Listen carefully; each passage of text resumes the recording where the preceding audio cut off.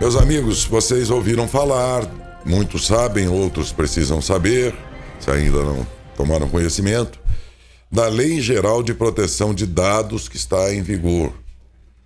Você tem seus dados aí cadastrados por inúmeras razões, em vários pontos e tudo, e esses dados têm que ser protegidos, não é? Sob pena, muitas vezes, de grandes prejuízos, ainda que pequenos, mas você tem direito à proteção desses dados para que eles não caiam nas mãos de pilantras em qualquer parte desse país e talvez até do mundo. Então, parece pouco, mas não é. É muito sério isso. E aí vocês ouviram falar, de algum tempo para cá, de vazamento de dados. E aí que está o perigo. Só que a gente, como se defender diante de algo que está, de certa forma, e sobretudo, fora do nosso total controle, né?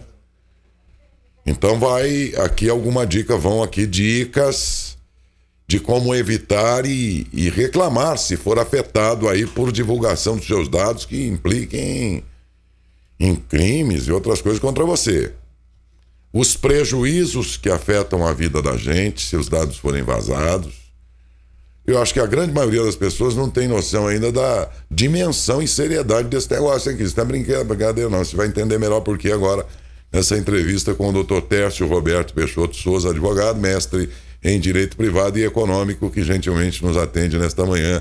Doutor Tércio, muito obrigado, bom dia. Bom dia, Daécio, bom dia aos nossos ouvintes aí da Saudade FM, da nossa TVM. Como vamos? Tudo em paz? Graças a Deus, dentro do possível, bem, e torcendo para que melhore para todo mundo e não apenas para a gente. Vai melhorar, vai melhorar. Muito bem, doutor Tércio. Primeiro, as pessoas entenderem onde é que estão esses tais dados que podem ser roubados, podem ser vazados e nos prejudicar. Onde eles estão?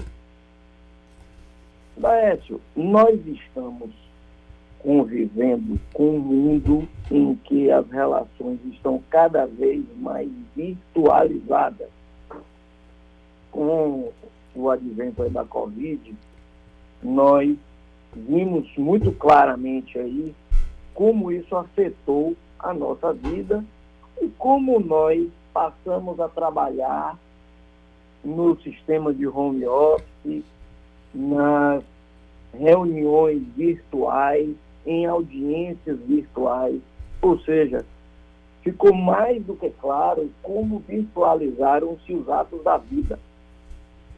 E nesse contexto, a virtualização evidencia, reafirma a questão da necessidade de termos alguma preocupação com as nossas informações pessoais, com os nossos dados pessoais, já que nos últimos anos o que mais identificamos foram escândalos envolvendo o vazamento de dados.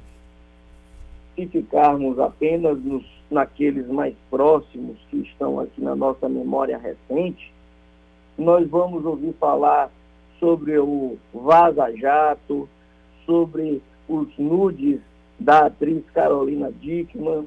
Nós vamos ouvir falar do escândalo da Cambridge Analytica, lá do Brexit, na Inglaterra.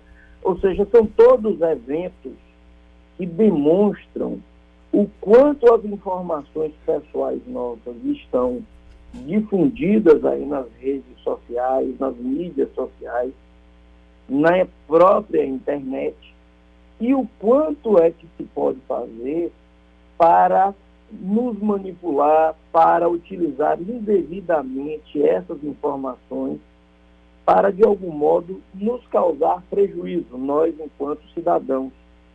Então, nesse contexto, já de algum tempo, vão sendo estruturadas leis buscando a proteção das pessoas, buscando a proteção da integridade das informações das pessoas físicas, e essa lei, a Lei Geral de Proteção de Dados, a LGPD, é mais uma que vem nesse sentido.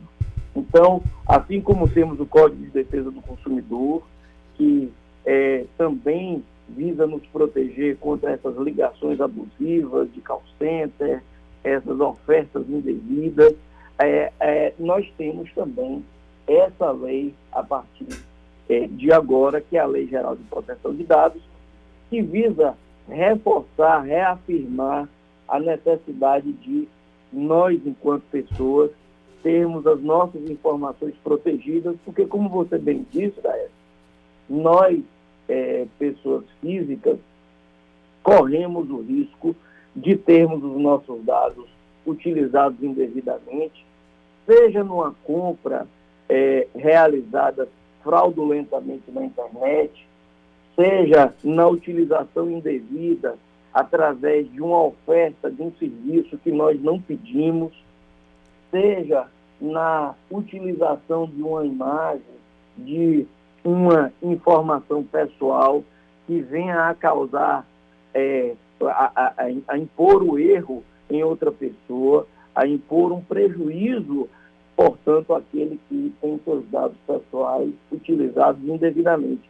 Então, nós poderíamos aqui falar de inúmeros eventos em que está clara a utilização indevida de dados pessoais e o quanto essa utilização indevida gera de prejuízo para as pessoas. Cada vez, por exemplo, que a gente recebe uma ligação desagradável de call center, nas horas mais inoportunas, por sinal, querendo vender de tudo, significa que alguém vazou nossos dados dentro de um banco de dados e vendeu isso para grandes corporações, por exemplo? Por exemplo, o seu exemplo é muito oportuno, Daete, porque, de fato, nós não temos o hábito, aquilo que a gente chama da cultura, de nos proteger em relação a determinadas informações. Então, não raro, a gente vai na farmácia, o sujeito pede nosso CPF, a gente vai entrar num prédio e na portaria o sujeito pede o nome da mãe, o RG, o telefone, e nós dificilmente sabemos o que é que se faz com essas informações depois que a gente resolve lá a nossa pendência, depois que a gente toma a nossa providência lá naquele lugar. Não raro, há um descontrole quanto ao que se faz com essas informações.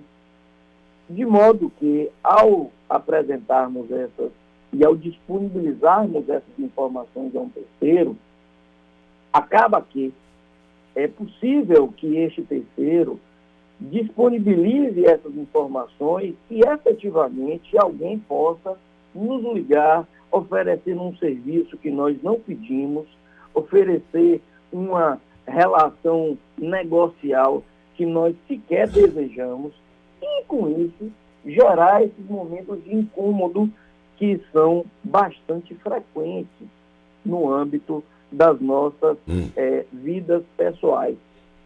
Veja que, na verdade, essa questão ela não está fora de um contexto.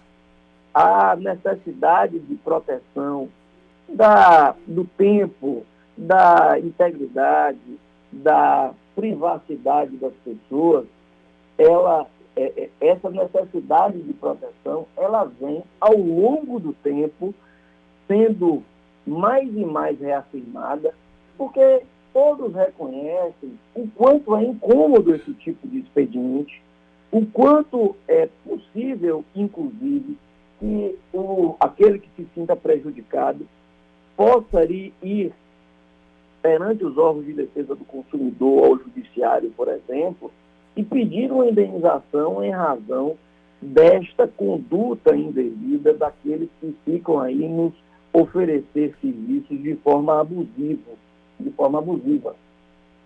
Mas perceba que, e nosso ouvinte aí é importante que ele compreenda a extensão do que nós estamos falando. Perceba que a Lei Geral de Proteção de Dados, ela avança um pouco mais, de modo que essa proteção, ela não apenas abrangerá a relação de consumo, a relação entre consumidor e fornecedor, mas também está protegido, passa a ser protegido, ganha mais um reforço na proteção a relação entre o cidadão e o poder público, já que a Lei Geral de Proteção de Dados é também impositiva ao poder público. Então, as secretarias de saúde, de educação, as prefeituras, ao Estado, à União, na relação entre empregados e empregadores, ou seja, o empregador pode obter determinadas informações, pode exigir determinadas informações dos seus empregados. São todas questões que, ao longo do tempo, ficaram aí um tanto quanto adormecidas e em segundo plano, mas que ganham uma relevância cada vez maior e que, por isso mesmo, acabam por estar agora nesse momento, acabamos por estar nesse momento em que se exige alguma reflexão e se exige uma proteção das pessoas no tocante ao como, porquê, quando essas informações serão utilizadas e qual a finalidade da utilização dessas mesmas informações. Então, o que é importante para cada um de nós, enquanto cidadãos, é que tenhamos em vista que esta proteção, a proteção quanto às nossas informações pessoais, ela envolve não apenas a relação de consumo, como outrora estava muito em vista, mas também a todas as outras nossas relações, as relações com a administração pública, a relação entre empregado e empregador, a relação com os nossos prestadores de serviços, nossos tomadores de serviço, para você ver que há uma amplitude nessa discussão que exige aí uma reflexão e uma preocupação por todos nós, enquanto cidadãos do poder público e das empresas, enquanto agentes, daquilo que a lei chama de agentes de tratamento, né? Aquele que guarda a informação e faz com ela, pratica com ela algum ato. Então, meus amigos, aí você faz lá um cadastro, porque você está pesquisando um preço lá na internet, ou você... Desculpa o que eu vou dizer aqui, eu não estou dizendo que a Globo fez isso, vendeu o seu banco de dados lá. Você liga lá no Big Brother para votar em alguém. Ali começa a ser formado um banco de dados, porque você ficou seu telefone. Se ela vai usar isso depois, vender esse banco de dados, porque nós sabemos que o banco de dados, já pensou, você ter uma agenda de milhões de brasileiros na sua mão, grandes redes de varejo, sei lá o que for, você disser, olha, eu tenho aqui um banco de dados aqui de milhões de possíveis consumidores, então tem essa coisa de vende o banco de dados, aí a empresa vai ganhar dinheiro com isso. Eu não estou dizendo que acontece, eu estou falando de situações que formam um banco de dados. Daí, se eles vendem ou não, eu não posso afirmar. É o caso, por exemplo, do Big Brother. E outros meios aí pelos quais a gente passa e vai deixando rastro com informações da gente.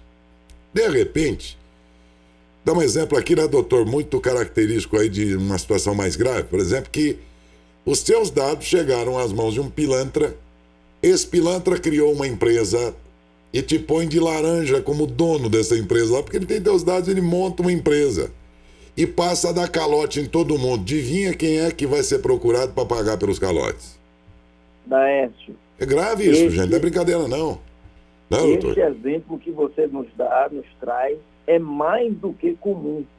A nossa experiência vai mostrando que o risco que as pessoas correm inadvertidamente de distribuírem as suas informações, de te retirarem fotos, fotografias de documentos, de compartilhar em redes sociais, por exemplo, nas mídias sociais, são episódios que, utilizados aí pela bandidagem, são característicos e acabam tornando a vida das pessoas um verdadeiro inferno. Como você bem pontuou, efetivamente, a utilização indevida de determinados dados pode gerar prejuízos muito grandes do sossego e prejuízos financeiros às pessoas também, na medida em que, ao utilizar esses dados pessoais na realização de cadastro, na obtenção de financiamento, na obtenção de crédito, na celebração de contratos, acaba tornando a vida do cidadão comum, daquele que não prestou atenção em como estava disponibilizando as suas informações, no verdadeiro inferno. Então, não apenas essa preocupação é uma preocupação que devemos ter como algo distante, mas sim como algo potencial que pode acontecer com qualquer um de nós a qualquer dia, dada a necessidade que nós temos de nos preocupar com esse assunto. Doutor, vamos para a parte mais prática e interessante do ponto de vista dos nossos ouvintes. Seria o quê? Como é que eu me protejo? Como é que eu posso me preservar ou evitar que essas coisas aconteçam? Daécio, nós, enquanto consumidores, nós, enquanto pessoas físicas que temos as nossas informações pessoais, precisamos, em primeiro lugar, nos informar. E saber e buscar identificar o que será feito com as nossas informações, com os dados que nós disponibilizamos para as pessoas. Nós, enquanto pessoas físicas, a nossa geração, a geração aí de mais de 30 anos, é uma geração que não foi educada para lidar com a internet e não ainda consegue entender a extensão daquilo que acontece, daquilo que gera, né, do ato praticado via internet. Então, é muito comum as pessoas disponibilizarem as suas informações pessoais, por exemplo, na rede mundial de computadores, através das plataformas do Facebook, do Instagram, o compartilhamento de não apenas de fotografias pessoais, mas de fotografias de documentos. Quando alguém compartilha uma foto de um documento, por exemplo, está lá o nome dos seus pais, o número do seu CPF, do RG, o local no qual você nasceu, ou seja, informações importantes que podem ser utilizadas, por exemplo, para a abertura de um crediário. Então, acho que a primeira preocupação que cada um de nós deve ter é se informar. Se informar para identificar o que será feito com os seus dados, os dados que você compartilha em uma determinada relação. Então, quando você vai na farmácia, quando você celebra um contrato de trabalho, quando você firma um contrato de compra e venda com alguém, a primeira pergunta que se deve fazer é o que você vai fazer com essas informações? Como você vai lidar com elas? Você vai guardá-las? Isso está seguro? Essa busca por informação já começa a revelar a necessidade daquele que responde de refletir e de cuidar desses mesmos dados. No mesmo sentido, nós devemos ter muito cuidado como nós compartilhamos essas informações com terceiros. Ora, e essa é uma recomendação para todos aqueles que fazem compras via internet, por exemplo. Se você não conhece aquele website, se você não conhece aquele vendedor, tome cuidado, você não sabe a reputação de quem está recebendo as suas informações, a informação do seu cartão de crédito, as suas informações pessoais e o que ele vai fazer com isso. Uma outra preocupação que nós devemos ter para nos preservar é buscar exatamente cobrar, seja das autoridades, seja daqueles que a lei chama de agentes de tratamento, o cumprimento desta lei e de todas as outras que demonstram a necessidade de as entidades, de as empresas terem uma governança, terem uma preocupação, estarem atentos a como cuidam das informações, que este que é o maior ativo. Eu sou do interior e no interior minha avó sempre me disse que o ativo maior de um homem é o seu nome. E minha avó, lá nos idos dos seus mais de 80 anos, tinha lá já aquela sabedoria que reafirma o que nós estamos dizendo ainda hoje, que o que temos de mais importante é o nosso nome, é exatamente a nossa informação, a nossa credibilidade atrelada a essa identificação que nos é feita. Então, eu diria que as preocupações que nós devemos ter para nos preservar, primeiro é nos informar, termos cuidado de como compartilhamos essas informações, para quem as compartilhamos, e fiscalizar, exigir a fiscalização quanto ao cumprimento das leis que visam, de algum modo, nos proteger em torno deste assunto. Ok.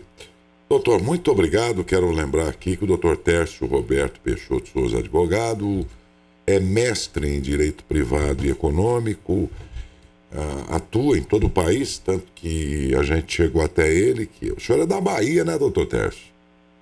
Sim, sim. Mas nós chegamos até o doutor Tércio graças à Associação Paulista das Emissoras de Rádio e Televisão, né? Por indicação, inclusive, desta entidade, que congrega todas as emissoras de rádio e televisão do estado de São Paulo. E quando pedimos uma indicação, o doutor Tércio é quem foi indicado para falar sobre isso, dado o seu autoconhecimento nessa área de direito privado e econômico, para falar da Lei Geral de Proteção de Dados. E quero muito agradecer pela sua participação, entrevista e generosidade. Muito obrigado. Bom dia, doutor. Bom dia, Daécio. Bom dia aos nossos ouvintes aí da Saudade FM, da nossa TVM. Um abraço muito forte aí ao pessoal da de Matão. Um abraço forte. Outro abraço.